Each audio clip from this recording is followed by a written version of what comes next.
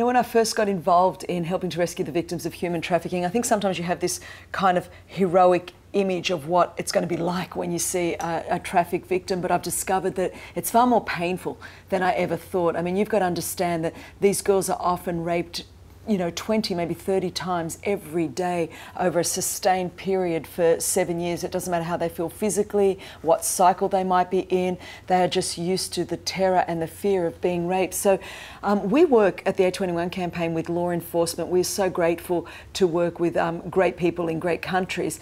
And there's a lot that needs to be done in order to investigate, to find out whether a brothel is legal or illegal, whether the girls are being kept against their will. One of the great things we've done is instituted national phone lines in several of the countries that we work in, so that often a tip will come through the phone line. It's a 24-hour emergency phone line, and we have billboards everywhere. We have it all over the media, so that perhaps it works in one of two ways. Sometimes a client might end up feeling guilty and have asked a girl in a brothel if she has paperwork to be a legal prostitute, then finds out that she doesn't.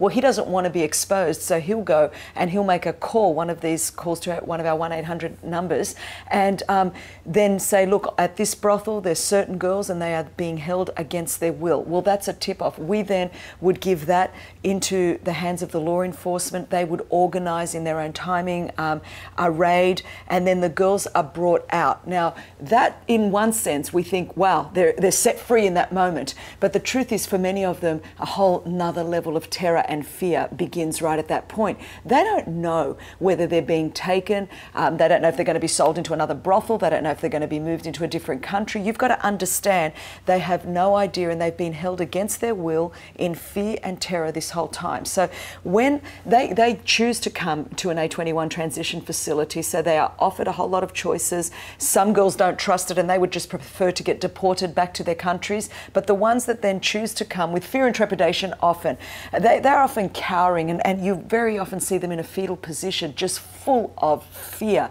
and full of terror. That's what drives human trafficking. It's actually terror and fear.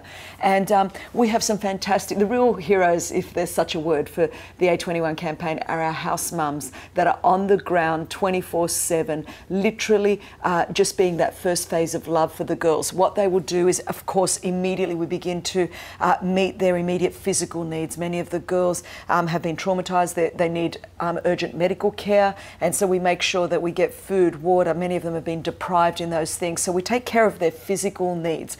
We instantly bring a social worker, a psychologist, a counsellor to begin post-trauma therapy with them. You must understand, so much trauma has gone on in their mind. And then we have a faithful prayer team that prays around the clock for them.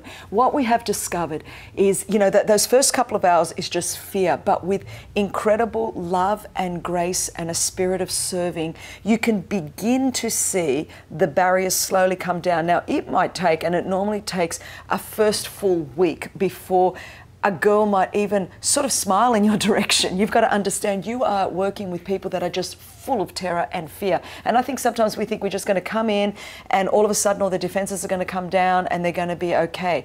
Now, they're carrying so much physical and psychological wounding, as well as obvious spiritual wounding, that there is a process involved. And I think what we have to understand is we're not looking for quick results. You know, even you and I that haven't been trafficked, it takes time for Jesus to renew and restore us, and for us to continue to grow in our faith. Well, we have to understand these victims have been so traumatised that it takes time. It's not just like one prayer, you're done, let's move on. You have to be committed. And I think that's where you discover that it's a labour of love.